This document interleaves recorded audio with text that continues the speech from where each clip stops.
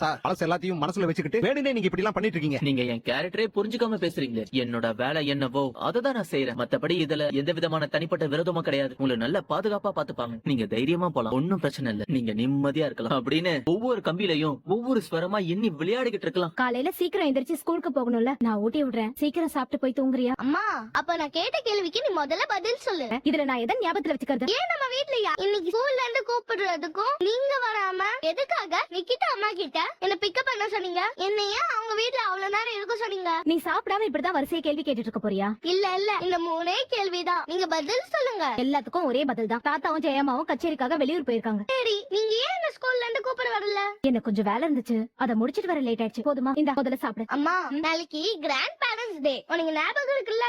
நாளைக்கா? ஆமா, லாஸ்ட் வீக்கே டைரியில எழுதி விட்டுருந்தாங்களே, மறந்துட்டீங்களா? நாளைக்கு தாத்தாவும் ஜெயமாவும் என் ஸ்கூலுக்கு வரணும். அவங்க எப்போ கச்சேரியை முடிச்சிட்டு வீட்டுக்கு வருவாங்க? அது வந்து அவங்க வெளியூர்ல இருக்காங்கல்ல. எப்படி அவங்களால நாளைக்கே வர முடியும்? எப்படியும் அவங்க வர 2 நாள் ஆயிடும். அவங்களால நாளைக்கு உன் ஸ்கூலுக்கு வர முடியாது. அவங்க கண்டிப்பா நாளைக்கு ஸ்கூலுக்கு வரணும். எனக்கு வேண்டாம் பேட்டி. முத்தையா, எதுக்கு இப்படி கொசுக்கடியில உட்கார்ந்திருக்க? பக்கத்துல ஏதாவது ரூம் போட்டு தரவா? நீ ராத்திரி அங்க போய் தங்கிக்கிறியா? ஒன்னும் தேவையில்ல. இப்படி கொசுக்கடியில படுத்திருந்து உடம்புக்கு ஏதாவது ஆயிர போகுதுடா. மனசே நொந்து போயிருக்கு. இதுல உடம்புக்கு என்ன ஆனா என்ன? என் பொண்ணு இப்ப எங்க இருக்காளோ, என்ன கஷ்டப்படுறாளோ, இப்ப வரைக்கும் அவளை பத்தி எந்த தகவலும் இல்ல. அப்படி இருக்கும்போது எனக்கு என்ன சோறு தண்ணி தூக்கம் வேண்டி